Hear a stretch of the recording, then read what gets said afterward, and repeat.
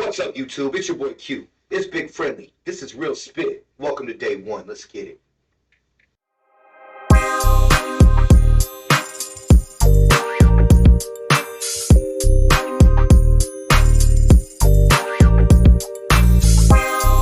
So, a lot of you may not know, but Q is heavily into aliens. Q has got me into watching Ancient Aliens and Bob Lazar. Lazar. That's where it all started for me. Yeah, that's what. So we're gonna dive into. Give me a little bit of your theories about aliens and what you believe. Well, it started Bob Lazar. So the first time I heard about Bob Lazar was on some little science fiction TV show, something back, when cable was actually cable on a box. Yeah. And stuff back in the late 80s, early 90s. And for whoever don't know who Bob Lazar is, he's a guy who claims to have worked at the Nevada test site. Everyone calls it Area 51. He actually says he worked at another place another facility in the same place called S4. He claims that there were, I believe he said 7 or 8 alien crafts recovered back engineering projects. He was a part of it. Now, long story short, he decided to start, taking his friends out to see the test flights of these things because he knew when they were flying. He knew generally where he could go to drive and see them flying. Now you can't even get there no more because they bought all that land. The government bought all that land, so you can't get anywhere near to see that anymore unless you're really willing to take a risk. But, I mean, they got caught. And the only reason he came forward was to protect himself because he thought, I'm going to get buried out here in the desert somewhere. So he went to George Knapp. That's when George Knapp first got into all of this. Is that the news guy? That's the news guy. He's the older news guy from Las Vegas. He still works for the same station in Las Vegas. But now he's partnered up with Jeremy Corbell. And that's his the Navy guy or the Marine? No, Jeremy Corbell used to be a jiu-jitsu black belt. Like he had schools all over the nation. Got sick or something, and then stopped doing that and started doing films and stuff. Like he did the Patient 17, where dude had like a probe in him. Yeah. And they took like a fucking 6'8" or 6'11" dude. Yeah. And they took the probe out and stuff. I mean that's real shit. Yeah. Who's the Marine guy or the old service guy who also has the Is that the guy I'm thinking he's not the service guy? He does the karate. Marine guy, service guy. The one I don't know. There's this new one. Jeremy Corbell used to be the dude with the gray beard and he's the one that did the one that did UFOs, flying saucers, Bob Lazar, and Area 51. Yes, that's Jeremy Corbell. For some reason, I'm thinking of somebody else, and he must have interviewed. He interviewed Jeremy Corbell, dude. Okay, when they had that last hearing on Capitol Hill, where David Gress, the whistleblower, came out, and then they had the 2 pilots also there with them. Yes, yeah. Corbell and George Knapp were sitting right behind him in Congress, front row. No, that's where I got confused. They both submitted testimony in writing to Congress. No, that's where I got confused. I confused the Army guy with the jiu-jitsu guy because like I said, you got me onto that. I still remember the first time you brought Bob Lazar to my attention. We were at my other place, and the tricky thing about it is when it first came out, or even back when I first let you onto it, it was like there were two sides to the coin. It was he's either a complete fraud or he's telling the complete truth. Okay, but then why'd they turn his life upside down if he was lying? They not only turned his life upside down, they erased his life. They everywhere that George Knapp called on his resume, he didn't work here. But he had no record of him. He never went to school here. Check stubs. But he had check stubs from Department of Naval Intelligence. So that's he was in the phone book at Los Alamos Labs as a physicist. So is that the conversation they had when he was talking to somebody and he said he never worked for here? He said, so you just give pay stubs and checks to people? Absolutely. Okay. And then on top of that, he's like, okay, these schools want to say because MIT says he didn't go there. Caltech says he didn't go there. But he has friends and family that remember driving him to and from. So if he wasn't going there, he was sure was spending a lot of fucking time there. Doesn't he have degrees and stuff from there? Yeah, no, but again, he has them. That's what I'm saying. He has. But they're basically saying we didn't give it to him. So if he's lying, and this is before the computer age, really. Remember, you know what I mean? So everything was paper. But here's the funny thing. It was easy to erase somebody back then. The thing you showed me, I'll never forget that show you showed me because it was like it was like an 80s newscast. Everything he was saying back then, that thing on Netflix, that thing on Netflix, the Bob Lazar, they were showing the pictures of stuff he was saying back in the 80s. Exactly. And see, that's the thing about it. Now it's like all these things that he said are starting to come like to light, like the hand scanner thing on the. Yeah, that's what I'm saying. He described that way back in the 80s, 80s. and nobody believed him. Then that guy, And then Jeremy Corbell Thank you. dug and found a picture of one, and he's like, "Oh my God, that's exactly it. That's it. It measures the bones in your hands or something, and in your fingers or something, and they're different on everyone." Yep. And so, little things like that, little things like the video, the one where they're like, "Oh my God, it's rotating." Yeah. Bob Lazar is the first one that said that back in the day, because he said that, you know, they point their belly at their destination and go. Yep. Because that's, you know, where the what they call them, gravity emitters, the things that emit the gravity or emit the gravity pulse or whatever, they have to point and then they shoot off with no kind of inertial. Which makes sense. Because every time you ever see an alien thing, they always take off. They don't go slow. The one that I saw, anybody that was in Helping Hands with me, you know who you are because you're probably subscribed. If you remember going up to Lassen and what we saw that night, comment down below or DM me. Because I told you this before, dude, like it was like 30 of us out there, including counselors and shit. We're out there, clear night. We had all just went down to our tents. We were 2 men to a tent, or, you know, 2 boys to a tent. You know, we're like 16, 17. I was 17.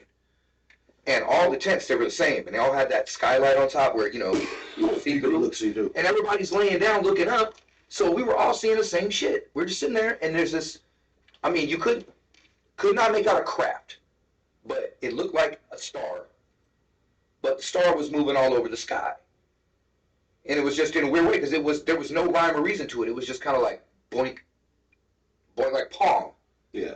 Boink, boink, but it's so high up it looked like a star. So we're like, well, a satellite don't move like that. It just goes across the sky. Satellites in the airplane just goes across the sky. This thing is just like just doing this, and it did it for a cool, I want to say a good 30 minutes, because at a certain point, all of us were out of the tents, including the counselors, watching this for a cool minute, watching it, and all of a sudden it was bouncing around, and it stopped, and just shot out of sight, like that.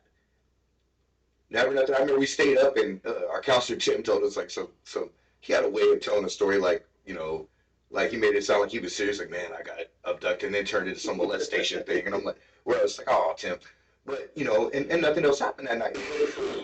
The thing that got me was like, nothing fucking flies around like that. Like, that was either A, they're trying to get somebody's attention up there, or B, somebody down here is testing something they caught from up there. That's what it looked like to me, because it's like, it was just doing all kind of crazy shit, and it's like, why? You know what I mean? Like, even if it is aliens or whatever, like, why? It looked more like it would, you know, either A, I'm showing off to get attention, like, I want someone to see me doing this, or B, we're testing some shit up in the upper atmosphere at night, hoping people don't notice. Well, the crazy thing, you know what I mean? The crazy thing is that with so many cameras and door cameras and motion detectors, you're seeing stuff that you wouldn't normally see because people are putting cameras where there weren't cameras. Now, I look at it like this.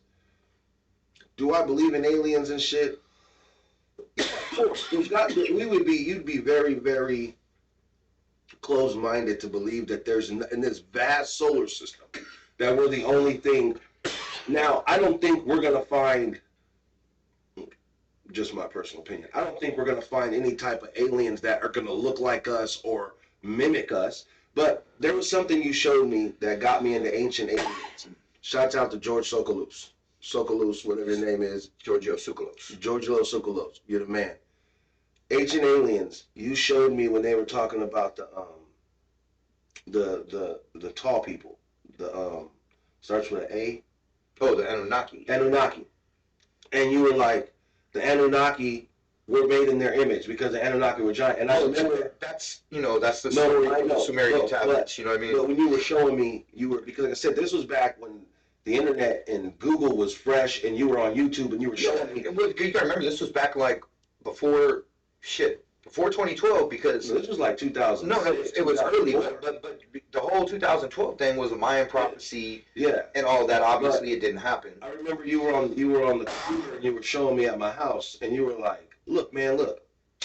They had a hieroglyph of these people sitting in a chair, and the people were coming up to them like giving offer arms. And then when they stood them up in the generated, they were so tall. Their size. And then when they were showing pictures of archaeologists, look how big those doors were. Right. There's no And reason then on top of that, dude, there's other depictions of them. Like there's a depiction of one of them like holding a lion, like you're holding yeah, a puppy. like a puppy. It's Yeah, a lion. I seen. Yes, I mean, I've seen that. again, the Like it was holding a so little many different things to cat. go because I mean, the legends and stories of giants go back even into the Bible. Well, Everyone's so into the Bible, and you want to take it literally. There's a literal quote in the Bible said, you know what I'm saying? In those days there were giants, and also after that. well, I can't remember what book it is. You know what I mean? But I do remember that because they say it every time they talk about this shit on That's the TV. whole thing about David and Goliath. Yeah, well, yeah, Goliath was a giant. Was a giant. And when they say giant, they you know what I'm saying, they actually gave measurements. Yeah, you know what I mean? Like someone who's like 17, 18. Yeah, like 12, 15, Yeah, 16 exactly. feet. That is a big man. Think about you're 6'5" and you tower over most people you are around. Yeah. You smirk them. Yeah. Now just imagine somebody 12 feet tall, damn near twice your size, not just in height, but in girth. Imagine just the strength of that person, dude. You know what I mean? Like they could just crush you like a fucking grape. Like nothing. Like a fucking grape. And they, you know, again, there's a lot of shit. I think that every myth, every legend is based on some sort of fact. You know what I mean? Like it came from somewhere. Okay, well look at it like this. When you look at Egypt and you look at hieroglyphs and you look at old China and old stuff, and they talk about when the gods came and visited. Now naturally they didn't understand what an airplane was or what a ship was. So a flying turtle, a flying dragon, a flying carpet. Exactly. It's just like A chariot of fire. because they had to Exactly. in their time Relating to what they thank you. references that they can relate to. Exactly, but then when they opened that one tomb, and it had hieroglyphs of a tank, a helicopter. They look just like that, right? Now, Now, archaeologists will be like, oh, no, that's just what your eyes are seeing. It's that little eye thing. Here's my theory is this on ancient civilization. they found out they had light bulbs back then. Ancient aliens They proved that. proved it. They proved that they had like They had technology. Yeah, they had it was rudimentary technology, but it was technology. But that being said, I believe that there was at least one, if not two or three, advanced chapters on this earth, advanced civilizations on this earth, that for whatever reason, whether they destroyed themselves, whether it was a comet, whether it was a pole shift, whatever, Seen that that crater in there's been, Arizona? that 99% of the population gets wiped out, and then the rest are left to fucking, you know, build back. Yeah. And then it's got to start all over again. I mean, shit, everybody, you know, how many fucking astrophysicists and engineers are left after that? You know what I mean? So you got to start from scratch, rebuild the population, do all this shit. But there will be people who survive that bring some of that knowledge to the next. That's why you see, like, you know, they'll say like, oh, well, Sumeria was the first, you know, actual civilization that had, you know, government and writing and all. No, dude, they learned that from somebody. They gave credit to the gods that came down, the Anunnaki. But and maybe, but at the same time, maybe the Anunnaki are a version of us that bounced because the planet got fucked. And came back. And they come back periodically to, you know what I mean? Start over. Either start over or check on their fucking, you know what I mean? Like, not saying they're us. What if we're etch a sketch to them? Well, my thing is this. Think about that. All of us are nothing but vessels, in my opinion. Like, Right. even if you're super religious and you believe, you know, in Christianity, or you're a Muslim or you're a Buddhist or whatever you are, you believe that once this life is over, your soul, you have a soul and it moves on to wherever it is your God is. I believe totally we have souls. I think that Energy. you know what I mean? Everything around us is at its base at the atomic level built to the exact same thing. So me, you, this table, this here, this ashtray, this fucking blunt, at its base, rudimentary fucking element, we're all the fucking same. You know what I mean? Like it's Well, what the Bible the say? difference between you and a fucking rhinoceros is a couple of fucking genomes. Yeah, that's crazy. You know what I mean? Yeah. So it's, I mean, really, the physical form is more just kind of like an experience, I would think. That's why I like, if I have to guess, I'm not going to call anybody wrong. I don't shit on no one's religion. Wait, no. I really don't. Wait, But my I'm personal gonna call belief, one person wrong. I believe that we reincarnate for whatever reason. I'm gonna call one person wrong. I didn't come from no fucking monkey. Because then why are there still monkeys? Well, again, I would have to agree with you there. The only logical explanation for that, if you're saying that we actually descended from apes, is that somebody fucked with our DNA and we separated from apes that way. That's the only way. Otherwise, I we know- be I do know us. that, I don't know if it's chimpanzee or apes, that human and we have like almost the exact same Almost. DNA, but there's like 2 off chromosomes. Yeah, no, dude. I mean, that's just. I mean, again, if you really think about it, if you really look So at it, fuck Darwin. I believe evolution is a real thing. But do I believe that is how it went and that's how we became? Like I said, but It's more likely. It's more likely that we were chimps or apes or some sort of hominid like Homo erectus, fucking Neanderthal, obviously, and somebody fucked with our DNA. There's a huge, I mean, if you believe that's where we came from, there was they call it the missing link, a huge jump in not just physical ability, but intelligence. You know what I mean? A huge jump. But once again though, is that science or is that theory? Well, no, that's all theory, but I'll tell you this. Science can do that right now. No, I'm not saying it. I'm not saying that. But what I'm saying If is you think that the government hasn't, no. if you think they haven't No. like fucked around, made some super soldier type people, No, that's not what I'm saying. What I'm saying is though, is I understand that the government has more toys than we know about. way more. You know what I'm saying? But when you actually break it down to, and when you think of all the people who say they've been abducted, okay, at first when you're younger and in the 80s, and we'll go back before we were born, the 60s and the 50s, when you were seeing people being abducted and their stories, that famous story of the couple Betty and whatever the gentleman's name, Betty and Barney Hill. Betty and Barney Hill, and that's like one of the most. That's like the first real abduction story in the public. And here's the crazy thing. Because that shit actually. We're living in a different time because they were crucified for being a black man and a white woman. Yeah, so they were crucified for that, and they were the first people to come out and say they were abducted. So there was actually a lot of solid proof on. No, that's what's crazy. So this is what I'm saying. There wasn't no goes back. It goes back to what you're saying. So if we take what you're saying about someone fucked with our DNA, let's just say that the most common alien is what, the Greys? People say the Greys. Okay. Most common. Let's just say hypothetically, if the Greys came down and grabbed a couple chimpanzees, apes, monkeys, whatever, took them wherever they took them, and spliced their DNA with them, maybe came up with us or came up with the first Neanderthal man, and then from that one, maybe. Okay, but what I would say, okay, so I can kind of get with that if you look at it like that.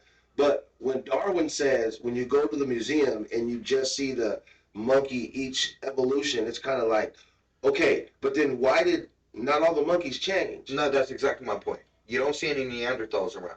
No. You don't see any Homo erectus. Well, I guess we're Homo erectus, but there are other homos. No, Diddy. there are other homogenous species that, you know what I mean, that we've only found like small bones of, but that we know it's a different species, you know what I mean? So they give it a name. We know dick.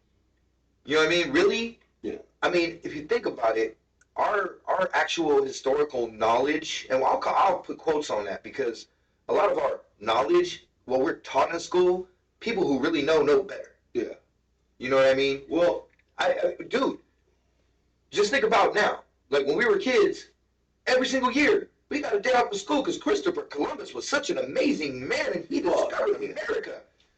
Fuck. Come to find out, he made it to the Bahamas and he was a rapist, pillaging piece of shit. So now we don't celebrate it no more because cat got out the bag. So that's my I can't sit here and say that anything in history is accurate that we don't, that there weren't witnesses for. Well, because in real talk, history is written by the people that fucking write. The Vatican, what was it? 2017, 2018? When they came out and said it's not against the law of God if you believe in aliens. Now, were you motherfuckers not burning people at the stake and shit like that? Here's the funny thing. We all know the Catholic Church. That's how I know something. Like if anybody knows anything, it's the Catholic Church. Here's the funny thing about that. They always say, because I've never been in the Vatican, but they say there's a chamber where they have a lot of stuff. Secret vault in the Vatican is a real one. The secret vault. Yeah, and they have a lot of stuff. So now, if the Vatican, these are the same people, who don't stand for how long the nothing. Vatican has been there. That's what I'm saying. They come out and say, long time. They come out and say it's not against God and it's not unethical or it's not basically crazy to believe in aliens. Why? What do you know? That's exactly the point. You know what I'm saying? And now the government is doing alien, whatever those meetings they have when they're, I don't know, the Congress when they're on, they all have ask questions. Congressional hearing? There you go, congressional hearings. They're having those on those now. The problem with that is, no, before I say the problem, I'll say the amazing thing about that hearing, that public hearing. They had all those people in. With the major, the major whistleblower, David Grush, who was a real intelligence insider. He had that clearance, and his job was to find out if there were reverse engineering programs that were being kept out of congressional oversight. No, congressional oversight, not public eye. There's all kinds of shit that's legally kept out of the public eye because of national security or whatever. But there's shit that's being done that has no congressional oversight that trillions of dollars is going to. Oh, I see what you mean. You know how every year they're like, oh, we can't find $3 trillion of our budget. Don't know where it went. Oh, shit. That's going to black programs, bro. 50 cents a month when they come up next and I'm calling the banker. So he does his due diligence. He finds these things. And he does what he's supposed to do. Makes a report. Submits it to the Attorney General of the Intelligence Community, who is basically, the sheriff, and can say, and that's why they had the hearing, because he heard all the evidence, he or she, I'm not sure if it's he or she, the Attorney General heard all the evidence and said that he had valid and they were valid and urgent. You know what I'm saying? That his claims were valid and they were urgent. And that's why Congress had that hearing. But the good thing about that hearing to me, and this is what, Congress is a fucking shit show. Yeah. It's a shit show. It's a fucking clown show, especially this Congress. Yeah. It's a fucking clown show. They ain't getting shit done, ain't gonna get shit done, whatever. This is the one hearing, and I watched a bunch of them. This is the one hearing. There was none of that bullshit from nobody. Everybody got along. AOC, Jamie Raskin, fucking Matt Gaetz, Tim Burchett, Luna, all in the same room, all being super civil, all being cool. Nobody said nothing wrong about it was no partisan bullshit. That was the only actual fucking hearing I've seen on Capitol Hill this year. I haven't watched any Senate hearings, though. I will say that the Senate is actually doing their job or trying to. The Congress is a fucking joke. But that is the one hearing that I've seen in Congress this year where there was none of that partisan bullshit. There was none of that whoop-de-whoop, the radical left and the right and this and that bullshit, man. So do your fucking jobs. There on the Ancient Aliens, there's a guy, he was like the British Prime Minister. No, you're talking about the dude that was he used to be like the UFO guy for UK's version of thank you. The CIA, like the MI6 or MI4. He's always on Ancient Aliens. I know who you're talking about. I can't remember his name up there. There was one of the Ancient Aliens specials. They were showing them sit down with another Congress in another country. They were doing the same thing. And there was a gentleman who got up there, and he was talking about they were out. I think they were in the Arctic or something. And they went underwater and encountered aliens. Is that where he got his fingers cut off or he got slashed? And he that's not. Once again, I apologize. I get stuff mixed up. Yeah, it gets jumbled. No, you're talking about Phil Schneider. Thank you. No, he did. It wasn't underwater. Phil Schneider. See, again, I can't. It's one of those stories that it's like when you listen to it, you watch his stuff. He sounds kooky as a motherfucker. He really does. But he really did have the credentials he said he had. He really was, a geologist and an engineer, for building those underground bases and stuff. His father was really a U-boat captain and was brought over with all that Project Paperclip with all the his dad was a Nazi and then came over and worked for the U.S. Oscar Schneider. Okay. Real shit. No, yeah. Real shit. So basically, his receipts. So what he said, his story was that they were building an underground base. They're talking about Dulce, New Mexico, where there is everyone. I mean, government, but everyone knows there is a huge underground facility in Dulce, New Mexico. Yeah. So they said what they do is they bore out these, however deep ass, big ass wide holes, and then in 4 spots, and then they connect to them under something like that. One of those holes, they said, they broke through something, and it was a major stench, and so him and another, 2 Marines or something like that, or 2 Black Beret, went down in a basket to see what was going on with the drill or whatever, and they dropped into a cavern with a bunch of gray aliens. And he said, before I could think, he said it smelled like the worst trash can you could possibly imagine. He sees this thing, and before he could think, he just pulled his gun and shot it. And then he said another one, waved its hand, a light beam came out, and said it filleted him like a fish. Yeah. Now, he does have the scars. Yeah. His fingers are just missing. And in the weird angle. The weird angle when they showed his hand. And he said, basically, that's what happened. Yeah. So now, whether that's true or not, this is what he says. Okay, the funny thing. Let me stop you on that. There's never no other medical documents coming out saying he's got it any other way. I don't know. But I will say this. Don't you think if they were out there? He said many times. He said, and again, he had the wounds. They tried to kill me for talking about this. I've been shot. I've been ran off the road. These things. And blah, blah, blah. If anything happens to me, just know it wasn't me. Yeah. So what happens? This man with, no thumb on one hand, or, his shit was all fucked up. There was no... Committed suicide by strangling himself with his catheter cord.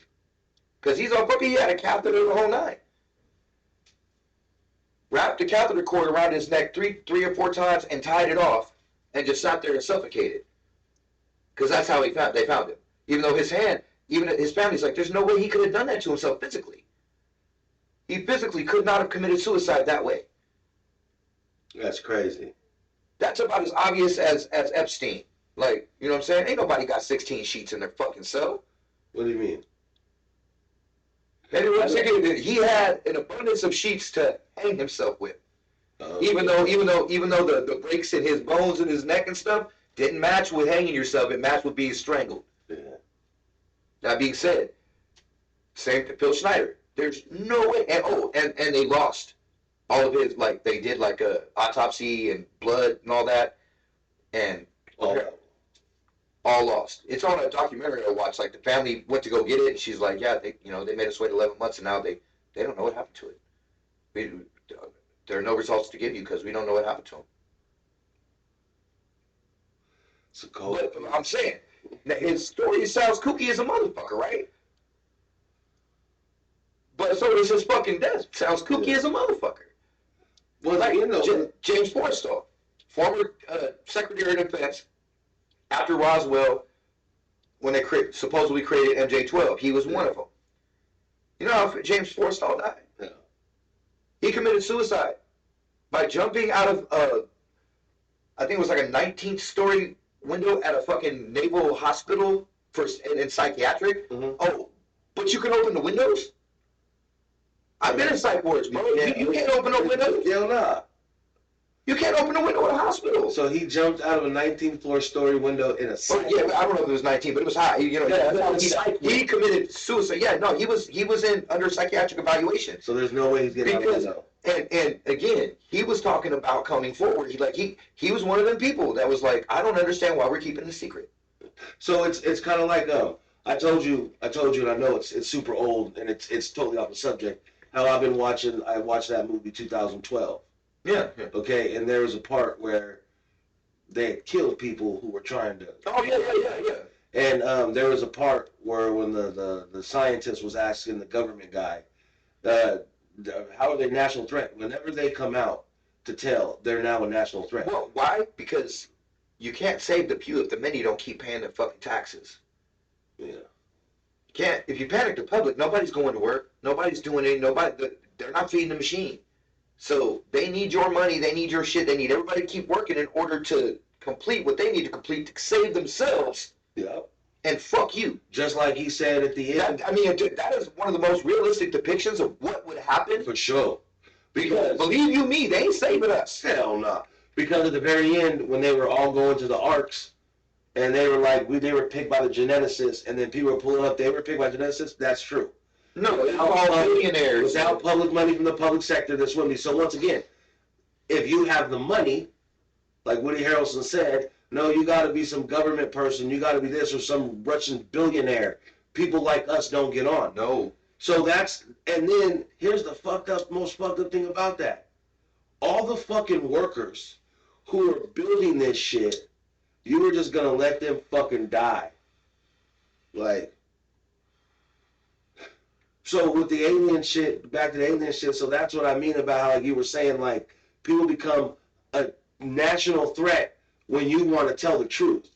Because they're trying to hide something. Because, again, at the end of the day, if this is all real, and I do believe it is, at least a lot of it, it's about the money. Understand? They don't want us to have free energy. They don't. I mean, because that's the type of shit we're talking about. You know what I mean? Like, those things don't run on gas. Nikola Tesla. You know what I mean? There is free energy. There is 0 point energy. Every we breathe, every molecule is energy. Well, you get what I'm saying? Nikola Tesla. They figured out how to do this. Every time somebody tries to patent that, they either get killed, die of mysterious circumstances, or their patent gets seized by the government. Like Nikola Tesla.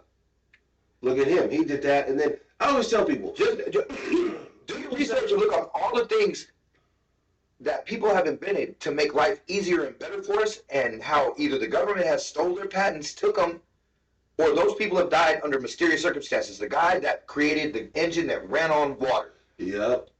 His last words were, in a restaurant, "They killed me. They got me." No, I've been poisoned. Oh, that's right. Yeah. I'm just saying, man. Like, there's you can't put a meter on some of that shit. That's what the whole thing with Tesla was. He wanted to get free energy to the world. You know, I mean, some believe that's what the pyramids and the obelisks were. Here's the funny thing about that. But who was it? Edison. I want to say it was Edison. Said, "Yeah, I can't put a meter on that. I can't charge nobody for that. So we're not. Yeah, we can't have that. Because you know what I'm saying. The rich got to be rich, and the poor got to stay poor. How do the rich stay rich? You keep the poor poor. You know what I mean? Like." So Nikola Tesla, people keep saying he died of old age, and I'll give him that. But what I want to know is, how do you die of old age, and not even 5 minutes later, the government's in your house taking all your documentation? Well, that's what happens when you're being watched all the time. Oh, I see what you mean. You know what I mean? Maybe they had something to do with it, maybe they didn't, but they knew the second that man was gone. Because they was up in this. They was up in there taking everything they can get their hands on. And that's just the way that's the government, man. Funny movie, once again, I'm going to go to a movie with, because it's about government. We're talking about government, about this alien stuff. Shooter with Wahlberg and Pena. And the old man was talking about the Kennedy assassination. Right. He said the two guys who killed him were buried out in the desert. Still got the shovel. Like, motherfucker, listen to me when I'm saying to you. Like, it's not what you see. When he said, world's not what you think. It's What he say? World's not what you think, is it, Gunny? mm-hmm. Like, yeah. It's a cold piece, man. It's a cold game. And they got all the ice for you. They got all the ice for you because it's a cold game. It is. And it's kind of sad when you think about it because it, like, I guess it goes back to, once again, I'll go to a movie again. It goes back to Men in Black when he said, people are smart. Society is stupid. Like, you know, one or two people you tell, yeah, they may be able to understand, but when you go mass into the mass worlds and you're broadcasting it and telling everybody, like you said, here comes the hysteria. Here comes the... Well, they're going to do one or two things. They're either going to silence you or they're going to make you sound crazy. You know what I mean? It's easier to make you sound crazy, make you discredit you, just like they did with Grush. As soon as he came out with that, oh, now all of a sudden there's a leak about, you know, yeah, he hospitalized himself for PTSD right after one of his best friends committed suicide. Because, yeah, I mean, like, he was over there fighting wars for us. You know what I mean? Doing shit to his brain for his country, and it comes back, one of his boys who, you know, also did the same thing, couldn't take it and killed himself. He, you know, he went in and got help, and they used it against him when he came out to do the right thing. That's what I'm saying, stupid shit like that. So people, just something to make people be like, oh, well, you know, just because, you know, he has a PTSD, that may not make him credible. But every you know, he ain't got nothing, no marks on his record about him being, you know, he has no nothing. He has nothing but commendations, nothing but good reports, nothing but, you know, everyone respects that man. Everyone knew who he was. So, once again, though, it goes back to what you said. Everything that these people are saying, nobody has refuted them. They've made them out to look crazy. So once again, it goes back to like Cat Williams and the P. Diddy do not write. Cat Williams said all that shit about all these people. Nobody ever said Cat was lying. Nope. They basically just said, oh, this nigga's jealous, fuck him, I got this. But they never said, no one ever stood on business, been like, man, fuck Cat. Nope. Cat lying. I ain't never did that shit, Cat. No one ever said that. no, probably they couldn't. He said, they give you $50 million, a wife, and I'm talking about 4 people. And all 4 people he showed, they looked the exact same. But what did he also say? He's like, you know, because a lot of shit he was saying was actually kind of liable. Like, the motherfuckers, you know, if it was wrong, and they could prove he was wrong, they could sue the shit out of him for doing that on Shannon Sharp's show, right? Yeah. But, you know why they're not? Now somebody. You know why they're not? What's our favorite word? Discovery. Well, You know what I mean? And Cat said, I got receipts. He said, I buy all that information. Give it I to got me. receipts. So that's why nobody's doing that. Nobody's suing I thought I heard something that Kevin Hart and somebody else filed a lawsuit for defamation. If they did, I mean, again, I don't know what he's got on Kevin Hart. I mean, he just called Kevin Hart a plant. He said, you know, how you go, you know, do your comedy affiliate, get to LA and already have a show and all this stuff. You know, who knows? You know what I mean? Who knows? You know, what do you think the definition of a plant is? You know what I'm saying? You think Kevin was doing a little diddling to get ahead? I don't know. I mean, like with everything today, Diddy's not a surprise. But, like, you know, would I be surprised? Because you're hearing shit about Jamie Foxx. What do you mean? Motherfuckers are saying, the dude, you ain't heard about him playing butt-naked basketball with Diddy? No. Yeah. What the fuck? And I guess the neighbors called the cops, right? So No, wait. wait, let me finish. So go back to what you said. Who the fuck was playing what with who? Jamie Foxx, Diddy, and I guess some other dudes out there playing butt-naked basketball. Oh, so these niggas is really down low in the paint, huh? Ooh. Okay. So I guess the neighbors called the cops, not because they were being loud, but because they're out there butt-ass naked. Fuck going on So over there? now again, I nasty mother. I'm Ooh, just saying, boy. to each their own, but it's like, it's things like that where it's like, you know, Hollywood's a motherfucker, man. Jamie Foxx was always known for throwing wild parties too. Now, I never had heard anybody say anything, you know, I'm not a Hollywood insider either, but I've watched a lot of shit. I've never heard anyone, I heard them talk about Jamie Foxx's parties and stuff too, ever since, like, he was on In Living Color. I never heard no crazy shit like that. You know what I mean? But it should not surprise me. Who said this? Who said this about the butt naked basketball? Fuck, who was that? It was on. Was it Jaguar Wright? Oh, okay. It might have been Jaguar Now, Wright. can I ask who the fuck she is? No disrespect, Miss Wright, but who the fuck are you? You came out of left field, and bitch, you got all this information. You came out of left field. We came out of the field. I couldn't tell you. I just know that she's been out talking about Diddy for days. Miss Wright, you came out of left field. What the fuck do you know, and where the fuck was you when all this was going on? Since you got all this tea, where was your tea fields at? You know what I'm saying? I don't honestly know. Because everything she's been saying, she ain't been lying.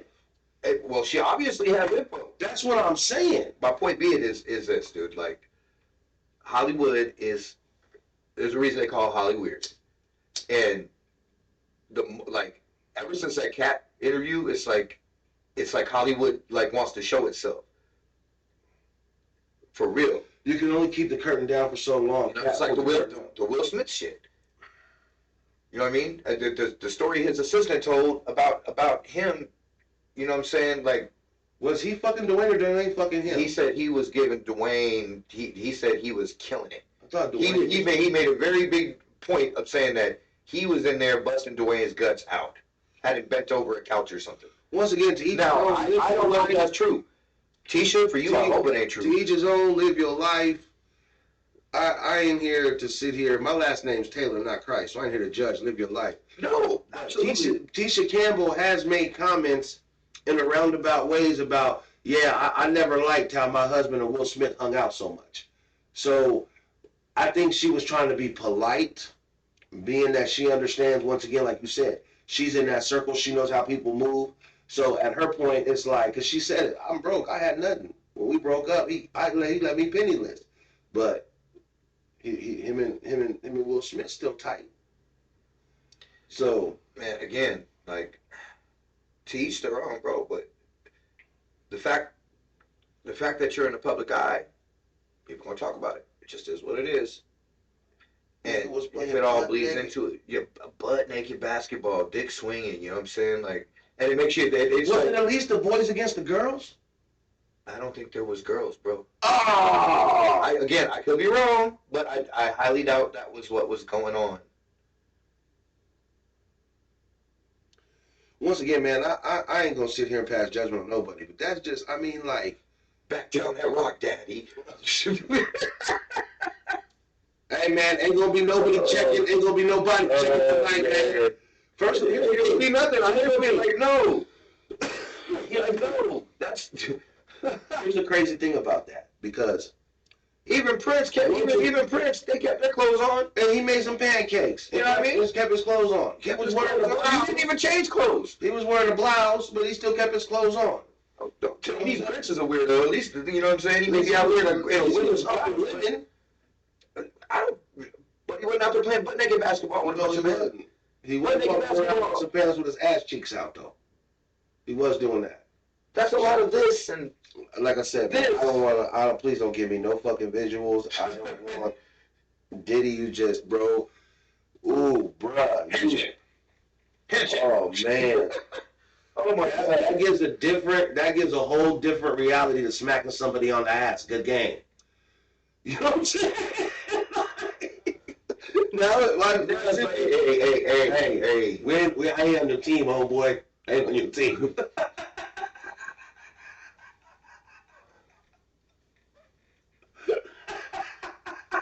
Oh, he did do that. He's like, hey, man, I'm not on your team. But see, here's the funny thing. And once again, I'm gonna say, like I said last time we touched on it. All these people are coming out now. Like, once again, I understand you're in it for the bag, but that's the thing. Where do your morals end, and where does your financial mental gain begin? Because at the end of the day, I have daughters, you have a daughter, we already touched on this, but to me, that's where, like, when I see stuff, just like, you know, like, for instance, just being a kind person. Like, just recently, I took one of my coworkers' daughters to the father-daughter dance, because, you know, and it's like, I didn't do that for anything but to make sure this little girl had a great time. Right. So I'm saying but I didn't want nothing out of return. I didn't do it for nothing out of return. I did it to make because I got the smile I wanted from that little girl. You know what I'm saying? Yeah. But I mean, I know. But when we talked about this too, it had. There was some self gratification because that's something you never got to do with your daughter. Exactly. Exactly. So you know, it went both ways. You got to make her day. She made yours. So to me, it's like as a person, how I feel. I couldn't just stand there and watch something. I gotta step in. I gotta take the ass whooping. I gotta take the bullet. I gotta take something because I'd rather be wrong now and apologize later than not do something and live with regret. So if I gotta step in and be called an asshole or a jerk, hey, you know what? Then call me that. But hey, you would be calling me something different if I didn't jump in and stop it. And that's how I look at it. Because I have daughters, you have a daughter, you have sons, we have family, I have sisters, you have a sister. Yeah. You see what I'm saying? So if all this was going on, which it seems like it was, man, fuck Diddy. Line all those motherfuckers up. Actually, you know what I'm saying? Like some of these people are all upset because the police had his sons in cuffs and this and that. Well, number one, if you've ever been in a house that's been raided, they're gonna put everybody in cuffs. They fuck around and put the iguana in cuffs. And figure it out later. I heard, I just happened to be skimming through, going down the rabbit hole, and I saw Stephen A. Smith talking about it, but he was talking about it with some woman that was on it. Seemed like she was some sort of legal analyst. I didn't know who she was, but she knew about the case. And she talked about, yeah, and not like she was excusing Diddy or any of that stuff. She was trying to, She has to keep it on the legal analyst. Well, yeah, because he has not even been charged yet. No. But they were talking about, you think they did too much, putting the kids on the thing and putting them in handcuffs, and she's like, well, yeah, I think they got a little overzealous with that, and they talk about the similarities between Diddy and Jeffrey Epstein. Well, and Stephen A's like, well, did they do Jeffrey Epstein like that? And she's like, no, actually they didn't. Well, of course they didn't. Jeffrey Epstein didn't have sons. Number two, they were not allegedly involved in his activities. Justin Combs is named in one of those lawsuits as somebody who was going out to get underage girls. Oh, shit. So, why? That's why. Number two, because you were there. I've been in the middle of a house when a house got raided. I got fucking sprayed. Plenty of sprayed. I walked through spray.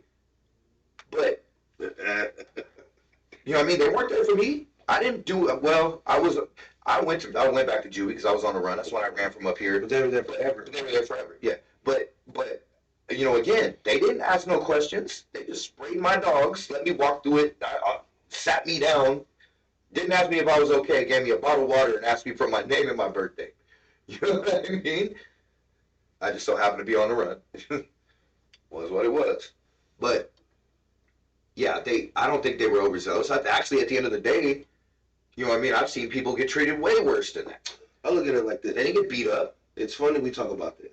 Because I like to watch, I don't know the show, so please forgive me, but it's on YouTube where they show the police body cams and they go and,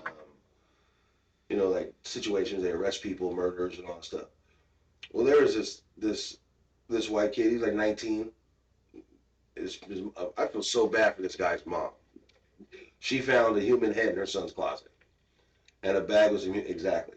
Now, I ain't going to get racial or get racist into it, but as a black man, as I'm watching this, I see cops approach a young white man, 19 years old, who has a human head and hands in his bedroom.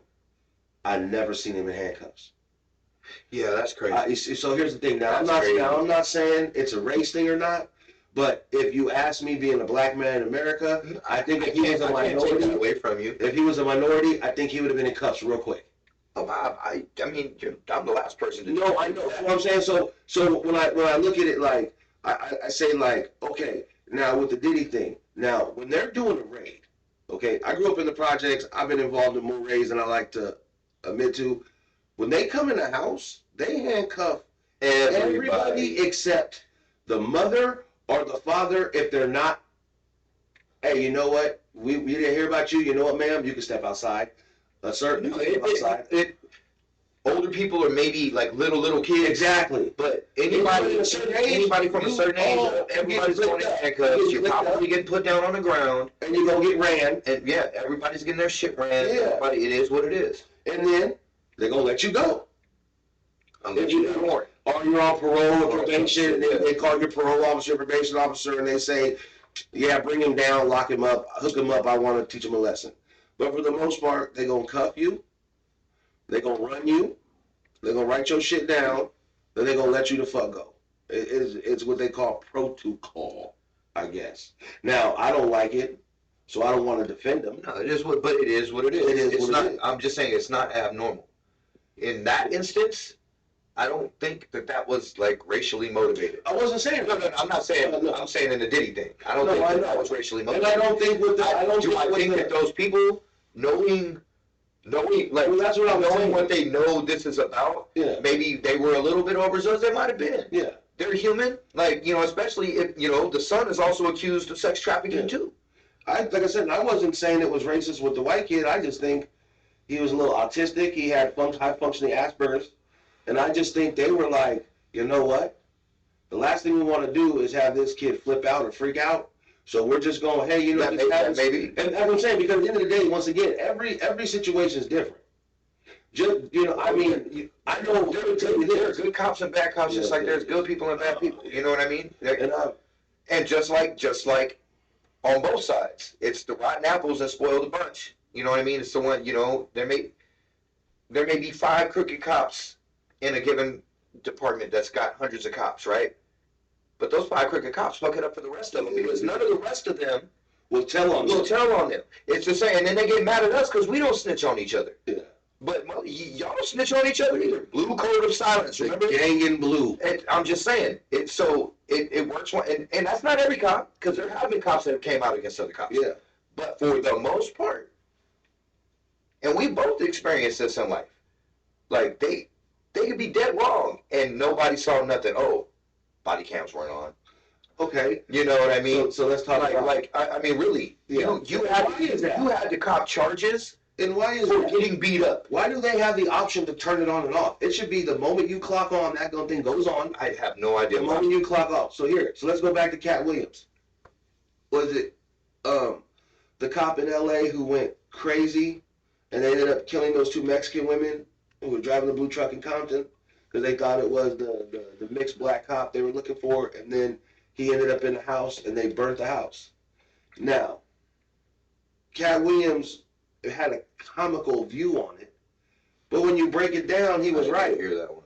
Okay, he was saying, and I apologize, I don't know the guy's name, but there was a cop in L.A. who went crazy about 10, 11 years back, so they say, and they ended up shooting up 2 Mexican women in Compton in a blue truck delivering newspaper because the truck fit the description.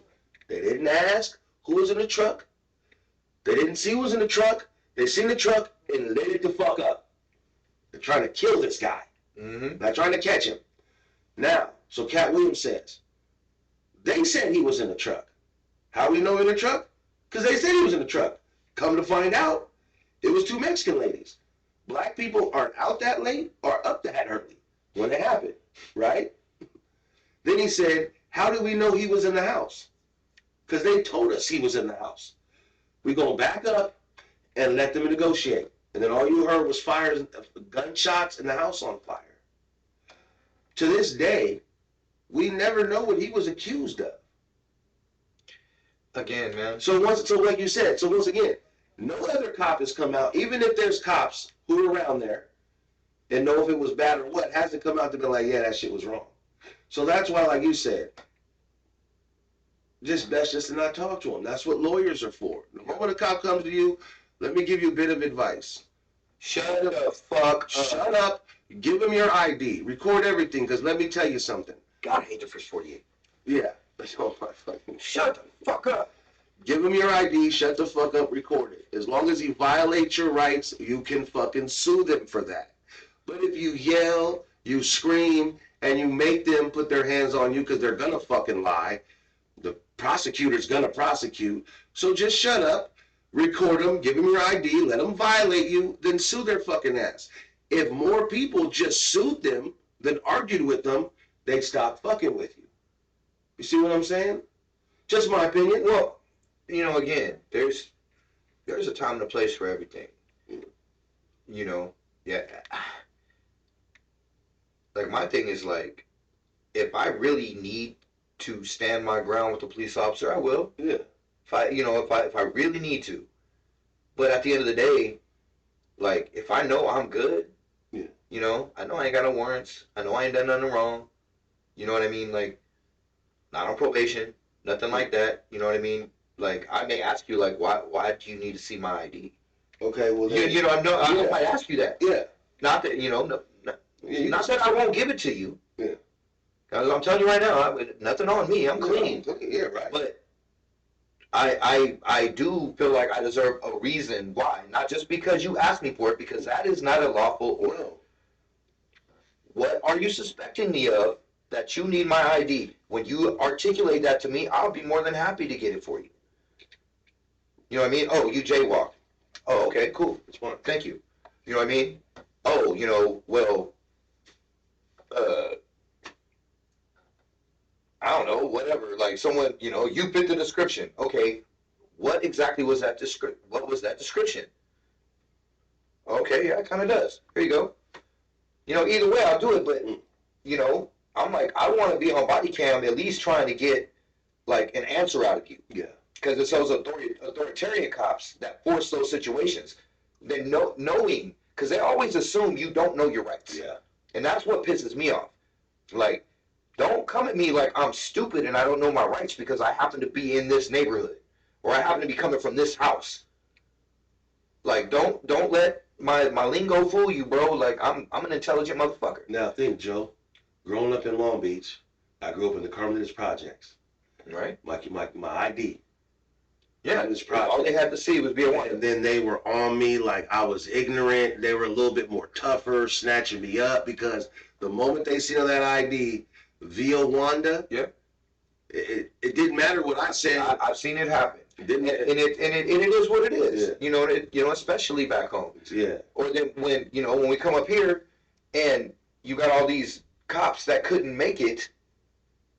That couldn't handle the gang areas there, that come up here and think that, oh, okay, now I can harass people and not, worry about getting shot as much. Yeah.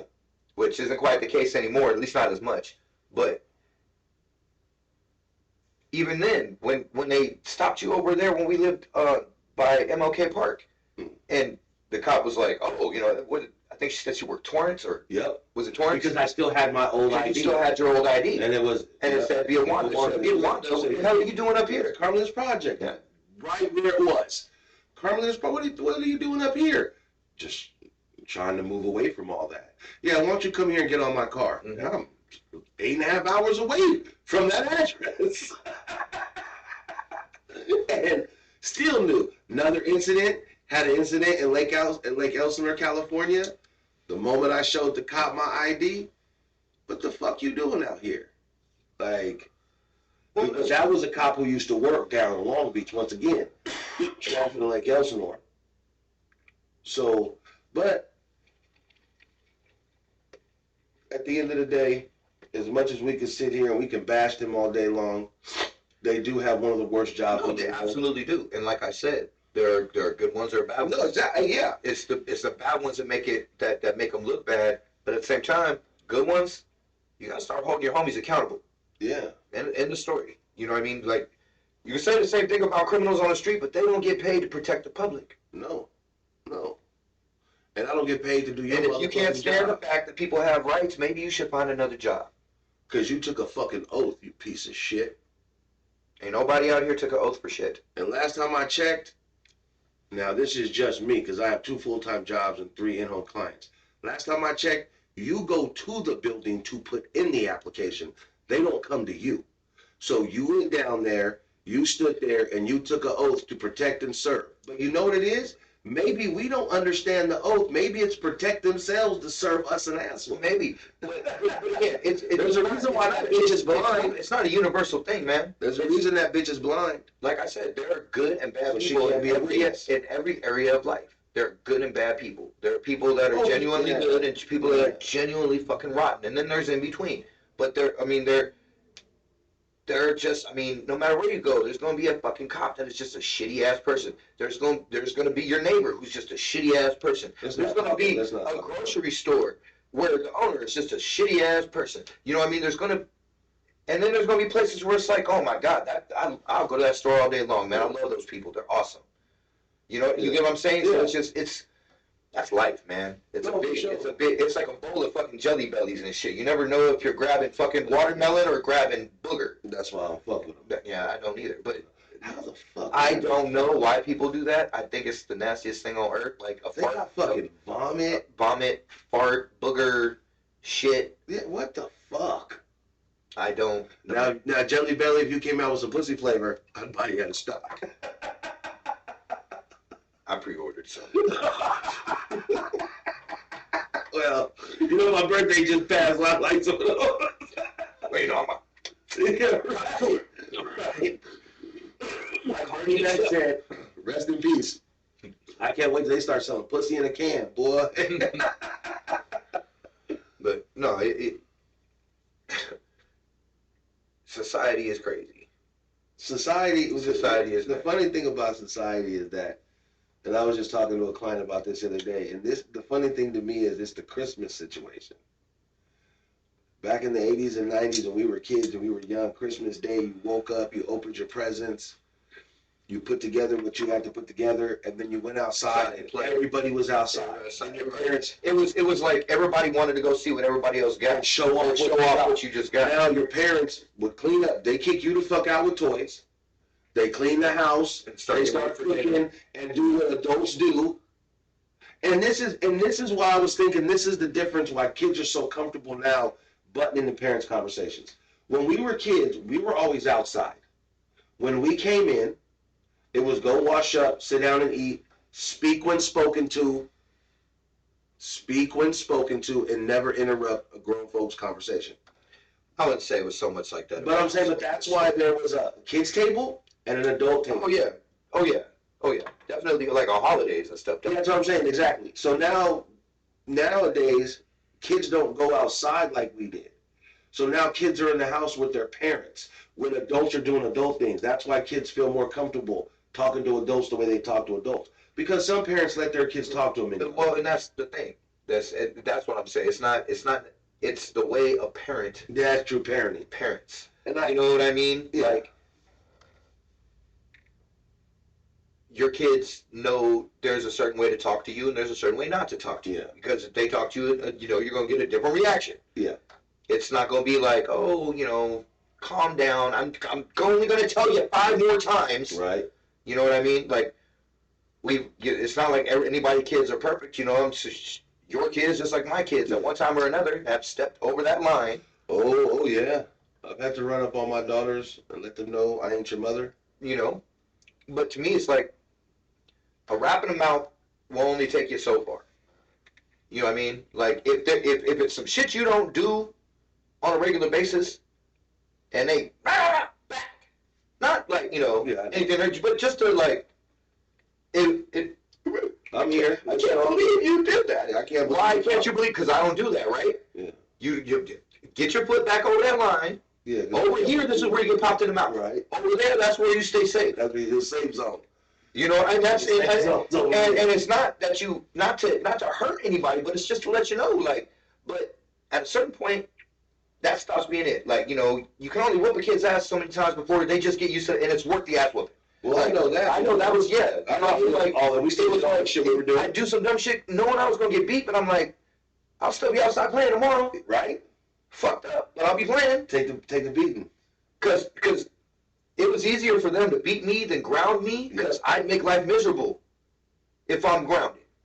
So we didn't have Nintendos and ColecoVisions, and they took that shit away. Me knowing the manipulator I was, no way, mine were gonna do that to me. Not to say they've never manipulated me, but not like that. If I put my foot down and I'm done, my daughter's bad about that. Like she like the last time I grounded her, she just turned 18, so I can't ground her no more. Yeah. The last time I grounded her, and she doesn't mess up. She hasn't messed up often. Like she's a good kid. Yeah, she's a very And good girl. she messed up, and I grounded. Her boyfriend couldn't come over for 2 weeks, and she lost her phone, couldn't talk to him, nothing.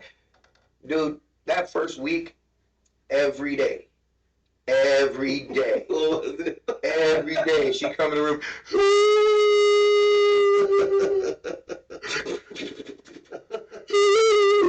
Like, and I'm sitting there like, baby, I don't like watching you cry, but I don't feel bad for you. You did it. You know what I mean? Suck it up. Take your medicine. You know what I mean? 2 weeks ago, by no, I won't. You know what I mean? And once she got that it wasn't going to work, then she just, let it go and did her punishment and got off. And that was the last time she was in trouble. Because you know what I mean? Like you were, like you said, because I remember you just gotta stick to your guns. Because if you don't stick to your guns and your kids know they can get away with it like that, they're gonna do it. If you if your kid's got okay, you're a single parent and the other parent's a piece of shit, doesn't come around. I've been on both sides of that fucking pendulum. That kid, every time they get in trouble for some dumb shit, my dad, my mom, and then because you're the parent, you're like, you feel responsible. Okay. Yeah. Bro, no. You know what I mean? Like, yeah. You know what I mean? Address that with them when they're around. But until then, don't take it out on me and don't use it as an excuse to fuck up. Because, you know what I mean? That's what I did. Yeah, I did the same. You know what I mean? That's why I got away with so much shit. That's why I was a spoiled, dumb little shit who got his ass locked up from 15 to 18 for doing dumb shit. You know what I mean? Like, they let me off on the easiest probation in the world and gave me the worst probation officer you could have possibly had. I violated within, like, 2 or 3 weeks. Just didn't give a fuck. Knew he was going to violate me. Didn't care. At that point, like, hey. I didn't care. I was just like, I just did. My grandma just died. That was my mom. You know what I mean? She just died. And I just didn't give a fuck. I almost wanted to go away. I didn't know what it was. I hadn't been to juvenile hall before. But he put me away and made sure I said, shit. I thought I was going to be gone for like 2 weeks. I was gone for like 2 years. So, again, that's why I don't let my kids do that, dude. It broke me down when Kaysen got arrested, dude. Like, it broke me down. And knowing that wasn't him, like, not like, oh, my son wouldn't do that, but, like, that really wasn't my kid. Like, I told his dumb ass, so it's it. You're out with the wrong people at the wrong time of night, the wrong place. Shit happens. Him and his cousin's dumb ass got arrested. But he did 2 days in juvenile hall and acted like you would have thought he was in there for 2 years. Like, and in juvenile hall up here. And it up here is, come on, man, there's a chain link fence around it. Yeah. I mean, there's not even barbed wire. So, no. So, but that being said, he needed that because, he's out there doing dumb shit. He didn't do no more of that. He did his probation, paid his own fines, he got a job, got it out of the way. He lost his 18 year. Like, so he turned 18 like 2 weeks later. Yeah. And he wasn't able to be 18 because he was on probation. Yep. You know what I mean? So he was basically still 17 for a whole another year. I remember that. But now it's like it never happened. You know what I'm saying? It's off his record because he did everything he was supposed to do on time and finished his probation. His probation officer was my last probation officer. Oh, really? And we also went to high school together. We didn't know each other in high school, but like, you know how you know people, you know them, but you know who they are. Know of them. Yeah, because you see them every day, you know their name, you might be in classes with them, but you don't really know them. She was like one of them people. You know it's funny as that because I remember when my youngest daughter got arrested and we were down in Long Beach for Christmas. I gave both of my daughters $800 for Christmas. Told them they could do whatever they wanted to do. I'd had a hard time keep my hands to myself on this one. So, go down to Long Beach, pick up my daughters are 6 months apart. It is what it is. Pick up my older daughter at her mom's house. We're staying at my mom's house. We go take the pictures. We go shopping first, take pictures, go back to my mom's. I tell my daughter Faith is 6 months older than Kaylee, my two daughters. Both my daughters are awesome, 2 jobs, no kids, busting their ass. I'm proud of them. But on this particular day, But on this day, once again, so Faith is like, Dad, I'm like, look, let's go get something to eat. We've been shopping all morning. We went and took pictures. We were going to go out and have Thanksgiving dinner, Black Angus. And I was like, I want to go home and take a nap. So they still had like $200 or $300 on them. Like they had money. They had money. Exactly. So I'm like, I'm going to go because Faith, I'm lying. Faith drove down because she wanted to drive the rental car. And I said no. So she drove her car to the mall. So that's right. Faith drove down from her mom's because so she drives down. Get to the important part. So yeah. So I'm asleep. Cell phone rings. It's Faith. Dad, I need to pick you up. Why? Kaylee got arrested. Kaylee got arrested? Are you fucking with me? Don't fuck with me right now. Dad, I'm serious. Kaylee got arrested. What Kaylee get arrested for? She stole some lip gloss. Stole some lip gloss? Doesn't she have? All right, come get me.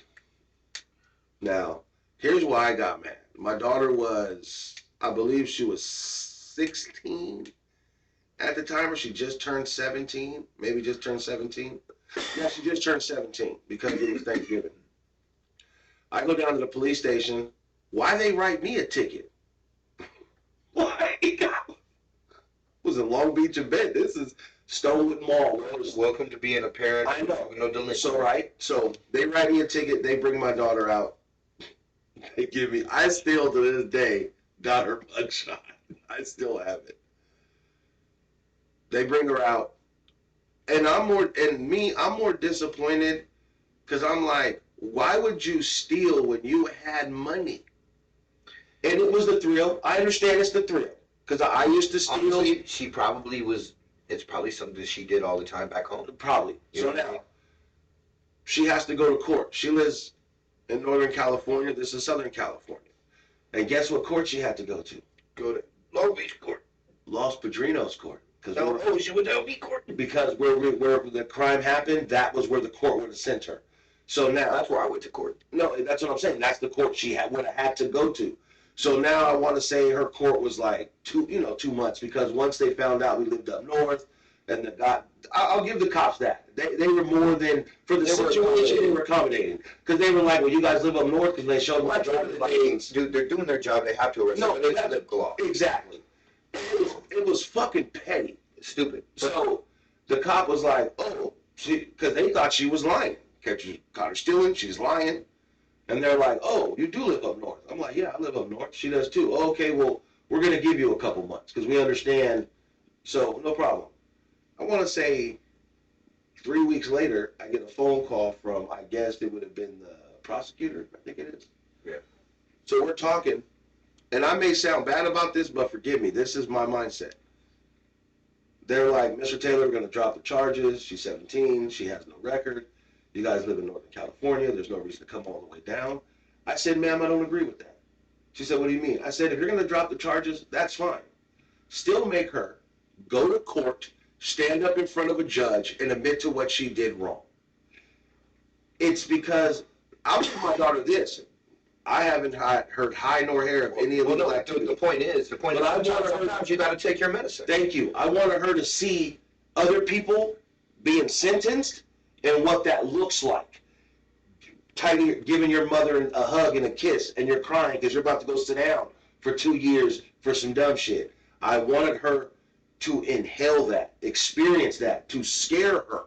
Like, okay, look, I just only stole some lip gloss, and I could be going where this person's going. You see what I'm saying? Now, I understand where her mother was coming from, and I respect where her mother was coming from and her mother's opinion. I respect where the DA was coming from, and I respect her opinion.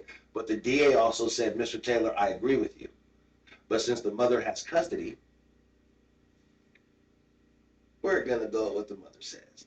So, and I'm not in no way want my daughter to be in any kind of thing. But once again, I just wanted her to understand Why would you steal something for $7 You want fucking her to learn her lesson. Thank you. And that's the same thing with my son. That's what I told him. I'm like, dude, you know, even though you didn't do the actual crime, Yeah. you were there. Guilty by You association. shouldn't have been there. I told his punk ass when he left, like, don't be out on the street. He was supposed to go to his friend's house. They were spending the night, him and I Joseph. learned that, yeah. And he didn't. He was out fucking around, getting drunk and high with these people out at fucking Sundial Bridge. Somebody else beats up somebody, takes their stuff, and 5 kids got arrested. It had nothing to do with it. Or at least not, you know, physically. Physically, They were but just there. guilty by association. And, you know, and even he was like, Dad, I'm sorry, I should listen to you. You know what I mean? But we all did that. But, you know, I mean, he learned his lesson. Yeah. And it wasn't a huge deal. It was like, but, you know, I mean, when they tell me I'm on the phone trying to find out what happened, and they're like, oh, yeah, you know, what's the charges? They said 211. I said, are you sure you have my fucking kid? Right. What was he armed with? A bomb? Right. You know what I mean? Like, I don't even let him smoke, but I knew the motherfucker ran on to smoke. He just graduated high school. At that point, I didn't give a fuck. You did your job. Yeah. And he was about to turn 18. But I'm like, you know, and then he tells me the story, and why it was a 211, I don't know. But you know, some dude beat up some other dude because apparently that dude had hurt his sister, and then in the course of beating him up, he took his phone and took his wallet or something, some shit like that. Excuse me. But he tried to say he got jumped by everybody. And I'm like, I know Casey and Joseph, dude. They ain't, you know what I mean? Like, they'll defend themselves, but they're not aggressive kids. Yeah. They don't do that. I didn't raise my son to do that. No, I did not raise my son to be aggressive. They're not punks, but they're not people that are gonna go do anything to anybody. So, but that being said, he learned his lesson about being out doing dumb shit, as far as I know. Because, I mean, he's going on 23, and he still ain't fucked up again. Like I said, Kaylee will be, what, 26 in September? This was almost 10 years ago. So everybody learned, you know? And, you know, everybody else is, I mean, shit. None of my other kids been arrested for shit, ever. So, I got 5 of them. No, I only got Faith and Kaylee. And that's it. And like I said, both my daughters work 2 jobs. One, my daughter Faith has 2 jobs, goes to school. Kaylee has 2 jobs. I believe she's management at one. So I'm proud of my daughters. Like, Absolutely. I'm not a grandfather yet. Q has become a grandfather. Love you, Asher. Right. Just so everybody knows, we are working on the clothing line. It's out. You can get it. Links in the description. QR code. Scully Mac Apparel. We've got merch for the shows. We got Breaking Bread with Big Friendly's about to start here in the next few weeks. We're going to be releasing the first episode. Go check that out. He's going to be at Riddick's Sports Pub. And then, yeah, I mean, we got a bunch of stuff we're going to do this summer. Things are going to start popping off, man, but we need your support, and we appreciate what you are doing for us. So keep rocking with us. Like, subscribe, comment, and you can catch your boy Big Friendly on CBS Sports Talk Radio with Maggie and Prologue. So look out for that. Hey, we ain't asking for money. We just asking for a couple of seconds of your time to press a couple buttons. There you go. Smash them. All right, so if you had it your way as a Rams fan,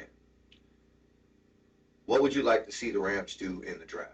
So are we talking Just, I mean, however you want to go about it. general manager type style? Yeah, I mean, just like, what would you like to see him do? Would you, I mean, you know, like first round and then later rounds? I mean, you don't have to go pick by pick or anything like that, but just, you know, spots on the roster you think need attention or things you'd like to see them do as a fan. Okay. Even in the remaining, you know, free agency, the little second half of free agency. Actually, to be honest, I'm going to start right there because I really like what the Rams have done with free agency.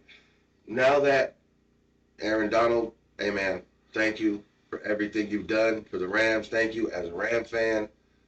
Man, as much as I want to cry because you're gone, hey man, ride off into the sunset and do your thing because everything you did for us, He's a beast. You can only see a percentage of what I got Rams.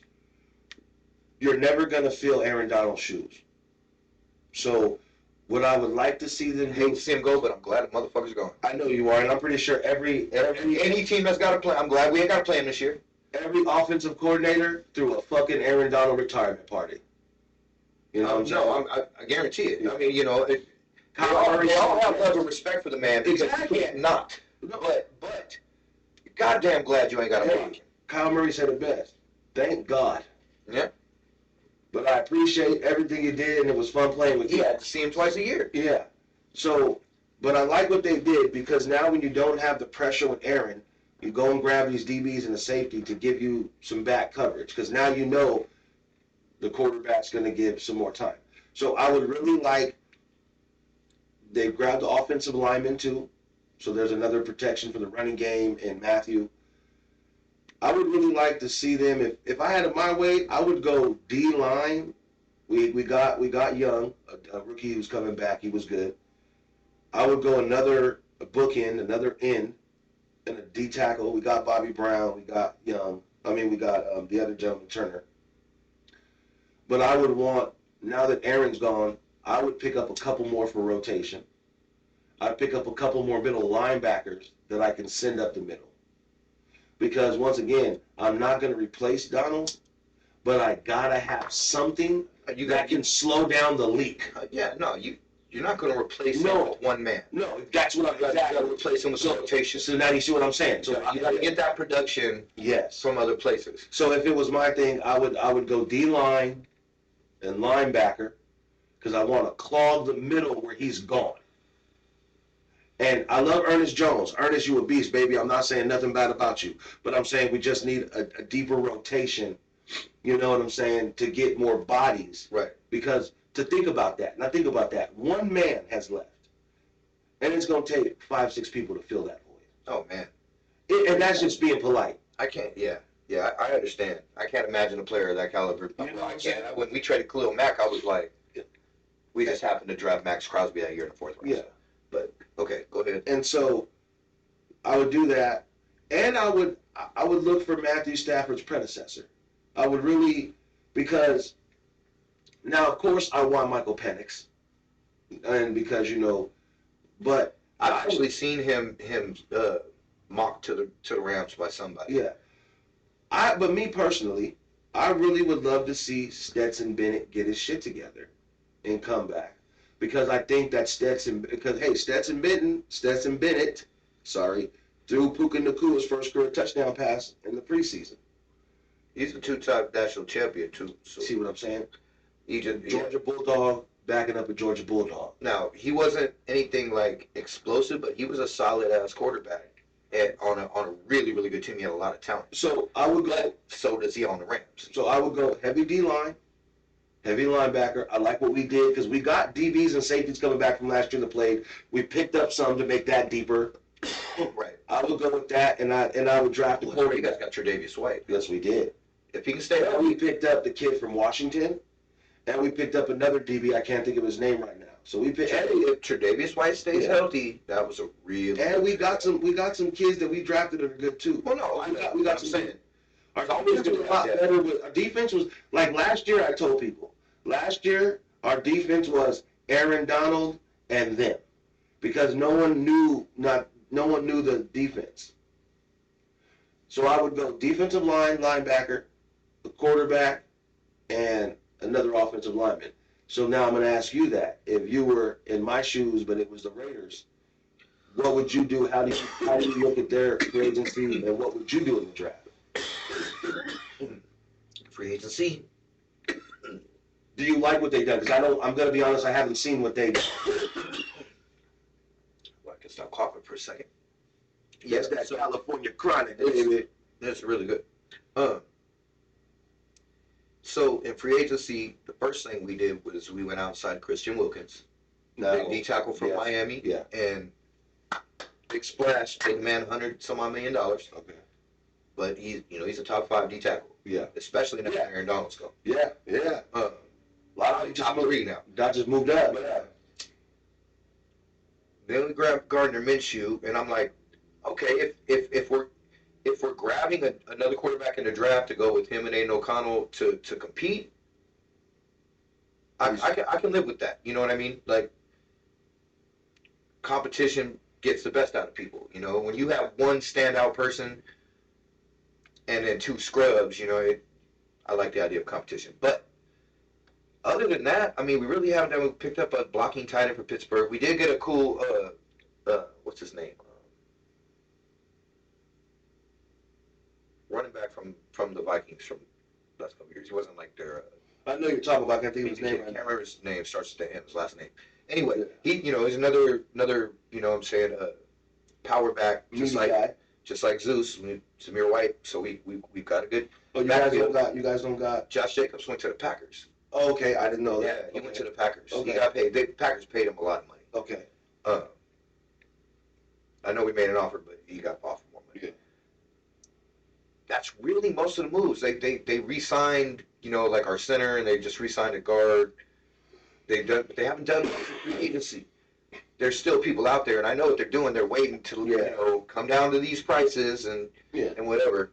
Letting the steamer simmer down. Letting the shit, you know, Simmer down. So in the draft, I want to see one of two things. Either I want to see them throw in their chips and go up and get their guy. They want Jaden Daniels. And the kid from LSU. LSU. The kid I said DeJuan Jackson. Yeah, I'm so sorry, my young man. I'm so So sorry. they want Jaden Daniels. But it's not the first time. To be honest with you, I'm going to do that. like I said in the last one, I would agree with that because the talent is ridiculous. Yeah. He's not just a runner. He's a quarterback that happens to run. He can chuck it with the best of them. He's accurate. He can throw on the run, and he can run it I'm up. going to ask you a question right And with Antonio Pierce, I think he'll be at his best. now, with you being a USC fan also. I do love Caleb Williams. Okay, I understand, but we understand where he's going. He's a He's going to go to the Bears. He's going to go to the Bears. So now, I'm giving up that pick. This is a hypothetical, because once again, you're the general manager. Right. This is hypothetical. If you were the general manager, how would you move up to go get that young man? What are your assets? I'd either, the assets. I mean, really, honestly, it would be just a plethora of picks. I wouldn't give up talent. If I gave up talent, it wouldn't be anything. It would be like low level starter type talent, like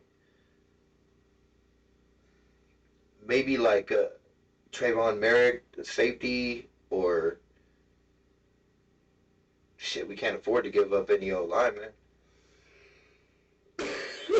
Maybe Malcolm Kuntz, the edge rusher that came on last year with 8 sacks, but I really don't want to get rid of him because he's fucking beast. But we did draft Tyree Wilson last year, so number 7 overall. But they moved him inside, so who knows? But I mean, really, we're not getting rid of Devontae. We're not getting rid of Max. Not happening. Maybe a Jacoby Myers. He's, you know what I'm saying, he's regarded well around the league, but the Raiders love him too. Yeah, no. You know, he's a beast. It's not easy, is it? It's not easy to do that. No, but you think about the draft picks though. If you just look at it from draft standpoint, what it cost San Francisco, it cost them like 3 1s and like 2 2s to move up from like fucking I think it was like 15 to number 2 To get Trey Lance. Who's a Cowboy now. Yeah, who never worked out. No. But point being is like it can be done. That team has to be willing to move back. This quarterback draft is so thick. There's so many guys at the top. You know what I mean? There's Caleb Williams and Jaden Daniels, and then there's a small gap, and then to me, Michael Penix. And then probably after him would be Bo Nix, and then J.J. McCarthy. Maybe. You know what I'm saying? Like, there are other quarterbacks. J.J. McCarthy just won a national championship. Yeah, bro, but he barely, I mean, like, the kid barely had to throw the ball ever. Like, he had a game where he had, like, I think it was, like, 60-something yards passing. But we're not talking. He had several games. Most of his games were under 160 yards. Oh, okay. He didn't have to throw the ball. They had a massive run game and the fucking best defense in college football. Why Washington didn't stack the run, I will not know. They tried, Bob. They just. I know they did. I know that Michigan was just built that way. They were juggernauts on both sides of the ball up front. Yeah. Both offensive line, defensive line, just fucking juggernauts. So, and running backs and linebackers, juggernauts. You know what I mean? You just couldn't run the ball on them. You couldn't stop the run. No. That's their whole thing. So, so my thing was like, either you do that, you go all and you get your guy. Yeah. And then you fill in through free agency in the back half of the draft. Or you stay put and you either take a Michael Penix if he falls to 13, which, you got Denver right in front of you who needs a quarterback. Literally at number 12. So if you're staying there, chances are, when you take a quarterback, it's not going to be number 13. But here's the thing. So if I was there, I would take a right tackle because there's going to be one of the best right tackles at 13. Yeah. If we stay at 13.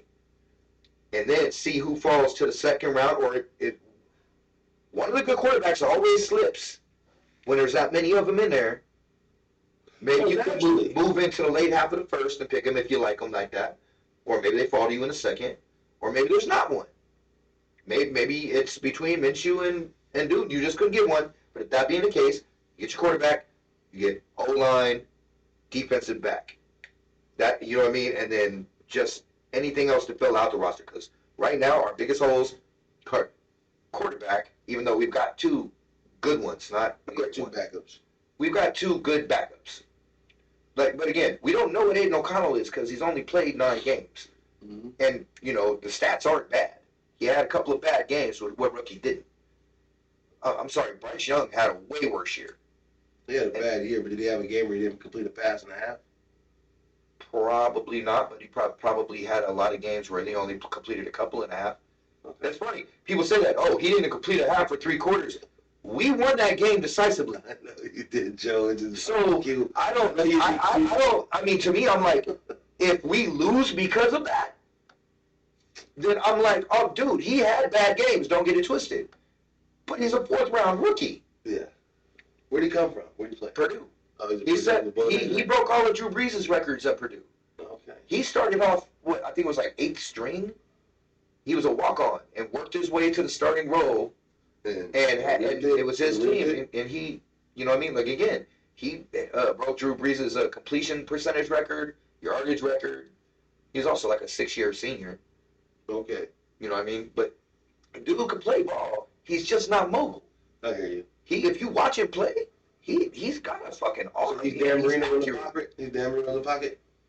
He's not Dan Marino, but mobile-wise, yeah. Like, from the waist down, he's Dan Marino. Yeah. He had a couple of moments where he got, but he also, Josh McDaniels was like, don't you leave the pocket, don't you leave the pocket, don't you leave the pocket. If you notice, the first game against the Chargers, the very first start, when Jimmy G went down the first time, started against the Chargers. Chargers sacked him 6 times. Khalil Mack had like 5 of them. They killed him. We played the Chargers again after Antonio Pierce takes over. What did we do? You guys beat him. We scored 63 of them on him. Yeah. Aiden O'Connell threw for 4 touchdowns. Was not sacked once. Yeah. So, I'm just saying, it's a tale of 2 halves of the season, and the poor kid didn't even expect to get thrown into the starting role. So, the Raiders have the 13th pick. We have the 13th pick. So we know the Bears are taking Caleb. Washington. But you know what though? Here's something. This might be wishful thinking, but it's not out of the realm of possibility though. If you listen, if you feel what I'm saying. Let's say the Bears decided, not that they don't want Caleb, but that Caleb don't want them. He doesn't want to pull Eli Manning, but dude, I'm not gonna be happy here. I don't want to be here. Blah blah blah. They're not in love with Jaden Daniels, or they're not, or maybe they want Drake May or something. Maybe they're in love with another quarterback that they can get if they trade down. Now you say, well, yeah, they wouldn't trade down to 13, but remember they also have the number 9 pick. Yeah. So let's say the Raiders gave up the house. Let's say 3 first rounds, 2 second rounds, and Jacoby Myers. Actually, they wouldn't need him right now because they just got all those receivers. Yeah. We'll say Those picks. We'll say about those. No, those picks are No, but it'll be a king's ransom to get this one because Yeah. everyone's saying this for Caleb. If we moved up to 1, it would be to get Jaden. We wouldn't take Caleb. I'm telling you right now. That's who if they move up, they want Jaden Daniels. I'm telling you right now. But so Chicago. So now they have the 9th and the 13th pick. Plus a plethora of all these other picks they've gotten for trading all these picks for the last few years. They can move the fuck back up too. Mm-hmm. There's no reason they can't. They can get back up to 3 if New England's willing to trade down, or 4 if the Cardinals are willing to trade down. Cardinals have been shopping their pick. 5 if San Diego, who needs a lot. who's way bad in the salary cap right now, they could trade down to get more draft capital. They could still move up and get a quarterback. They have to. They just gave theirs away. How many teams in the top 10 get a quarterback? We know Chicago. The first three. Chicago, Washington, and then who's three? Chicago, Washington, New England. New England. Okay. Okay, and then behind them, the first one to come up without a quarterback right now would probably be Denver at 9. I mean, at 12. And then So there's your wild us at card. 13. But Minnesota picks at, because they just traded for a late first round pick, so they're gearing to try to trade up to a early. But what are they? I think Minnesota's in between there too, but I think they're trying to move up also. So it's like it's a crapshoot. But dude, there's like 6 legitimate possibilities that could go in the first round. Yeah. Now a few of them I wouldn't take in the first round. I might take them in the second. You take a Michael Penix in the. I'd take Michael Penix in the first round. I mean, if Jaden Daniels is off the board and I'm at 3, I would take Michael Penix. What about Bo Nix? I don't think I'd take him in the first. Because he was, I mean, not to say he won't be good. He's accurate, but he's accurate in that short to mid. He didn't have to throw a lot of long balls because his receivers were catch and run. Fast motherfuckers. Well, Oregon, that's their thing. Oregon, yeah, I mean, They but want track stars. They're track stars. the only Oregon quarterback I've really seen come out and have much success is Justin Herbert. I mean, like, Marcus Mariota had like 1 year where he was like good. Yeah. You know what I mean? But, Justin Herbert, I can't stand his lanky ass, but he's good. He ain't as good as people make him out to be. He's not like the next coming. They all make him out to be like, I don't think he's that oh, good. Justin Herbert. No, he's good. But he ain't, I mean, he Joe has Burrow. his games, but he ain't Joe Burrow. Joe Burrow, he's That's Daddy Cool certified. right there. That's Daddy Cool. And it don't matter how many times he gets hurt. He comes back and he's the same dude. That's his nickname, Daddy Cool. Joe Cool. Daddy Cool is just there's something about Joe Burrow. He just like whatever it is, they got it. You don't know what it is, but he got it. When you watch once again, not trying to jump back on the Rams, but the Super Bowl week when I was watching the they showed all the interviews and stuff. And just what it was like it's like he's been there before. Oh, yeah. Like, it's not Think about it. I know he had championships And he won a championship in college. But but it was just, it was like it wasn't the moment wasn't too big for him. No. Like he wasn't. For Aaron Donald, they probably would have won that game. You see what I'm saying? Yeah. So Yeah, he had a wide open receiver on that play. yeah, he did. But if it wasn't for the refs not calling, I'm not gonna get into it. Well, It is what it is. Rams won. But Joe Burrow is just when you watch him in press conferences, when he loses and when he wins, he's just the same, the monotone. There's no, and that's what scares you about those people because you can't read them. That's why when he loses, he had the same attitude when he won. He wasn't all, oh yeah. Oh, everything is down. You know what I mean? Like so, yeah. Herbert, but I have to eat crow because I said the same thing about Josh Allen when Josh Allen came out from Wyoming, and I was like, why do they call this guy so good? But now Josh Allen is fucking certified. oh, yeah. That kid is 6'6", 245. Run you over, But yeah, he's run you over like a running fullback. over. Run you exactly. It's like a 4'6", 4'5", He's a 5", big something like dude. that. Yeah, that's a big man. You seen that about Penix too? Yeah. At his pro day, he was like, you know what, fuck it, I'm coming out. You seen about the pro day? No, I didn't. Oh shit! He came I out. seen- He came out and said, okay, so he did his pro day. He threw at the combine, but he didn't do any of he didn't run the 40. He didn't do any of that stuff. He did interviews, but he threw. He did his pro day. He threw. He did. Why the man do a 37-inch vertical jump and run a 4.56? Oh, okay, he can move. That's what I'm saying. That's receiver speed. Yeah, that's what I'm saying. Running back speed at least. That's tight end speed. Yeah, I mean, so everyone's like, oh, he's not mobile. Oh, he's mobile. He just doesn't have to be. Yeah, he moves around in the pocket, but he said just because I don't run doesn't mean I can't run. He said I don't have to run. Beautiful throw. No, he's probably got the prettiest throw in the draft. And he's super accurate. And he's a lefty. He is not super accurate on the He's a run. lefty. Yeah, he's a lefty. And he's a lefty. You got to make sure man. That's why I'm like, it makes me nervous to take him in the first round because we don't have a great right tackle right now. Yeah. Our right tackle That'd be a over blind to the Giants. side. That'd be his blind side, right? So we'd have to shore that up. But I mean, yeah, I mean, I wouldn't be mad if we took Penix at any There's a point. lot of good old linemen though in the. If we in the moved draft. up to like 4 or 5 and took Penix, I would not be mad at that. Yeah.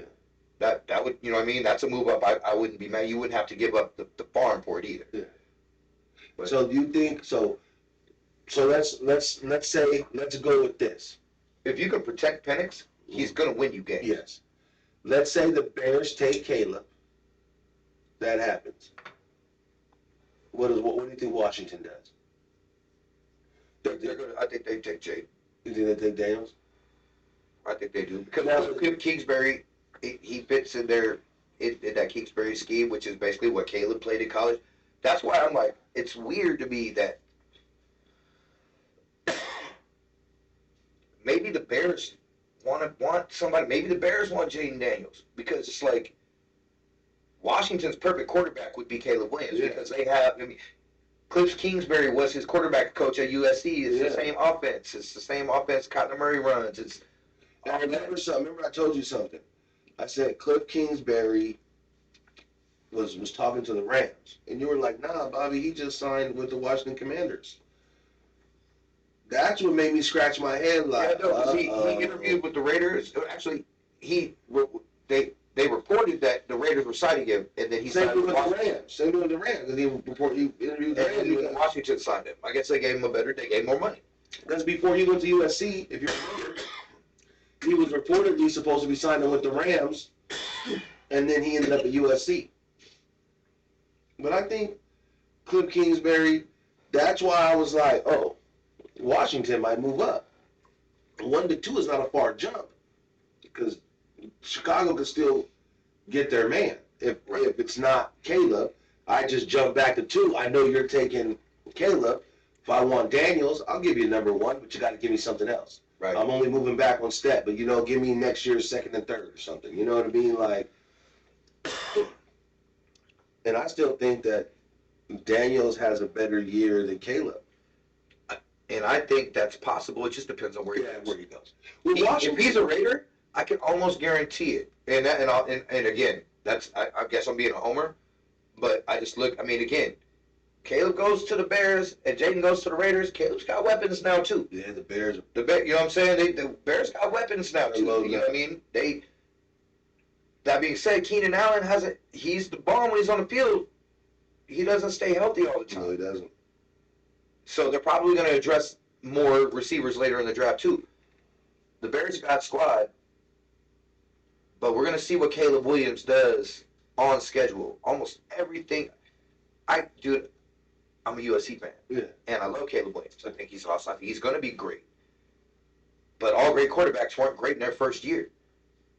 Peyton Manning set a record for interceptions. He threw like fucking 26 or 27 interceptions, maybe even 28 his rookie year. Yeah, it was ugly. So, but he threw a bunch of touchdowns too. But he threw a grip. But then after that, he was a Pro Bowler every year for the rest of his career. You know what I mean? Caleb, almost everything he does is off script because his O-line was so bad at USC. Our O-line was so bad. He had no time to throw the ball, so he's constantly. That's why I say like Patrick Mahomes type of magic to where it's like, how the hell did you get out of that? Like, once again, it's another thing about and then throw a strike downfield.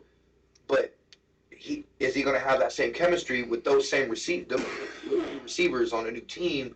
Maybe, but who knows? It worked out for C.J. Stroud. Didn't work out for Bryce Young.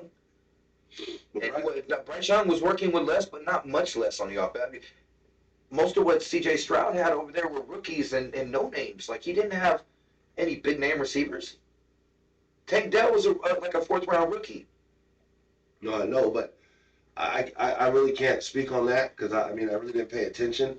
But I know Carolina lost a lot in the free agency last year. Oh no, they're a shit team. But my point was, Houston wasn't supposed to. Houston had the number 2 team. I know. Houston was Actually, and then traded up for 3. They had number 2 and number 3 last year. So, but no, I totally understand. No, they had a new coach and a rookie quarterback. Yeah. D'Amico Ryan. Yeah. Played linebacker for him. Yeah. And I mean, he's a hell of a coach. Yeah, he is. So I mean, we'll see how the season works out, man. Hopefully, we're both happy at the end of the year this year, one way or the other. Well, at So the end of the year, like Josh Allen said, I just want to see us in the playoffs. like Josh Allen said, at the end of the year, there's only one fan base that's gonna be happy. That's very true. Well, again, that's not true because if you're a fan base like me and you haven't seen playoff success since No, I hear 2002, you. like, What did I tell you before the Rams became? but not to say that I'd be satisfied. No, I hear you. But I'd be like, okay, you know, What I used to always tell you when the Rams were bad every year, I used to always tell you, Joe, I don't care if they win or lose. I just want to see them compete. Just compete. You know what I'm saying? that's pretty much where I'm at. Yeah.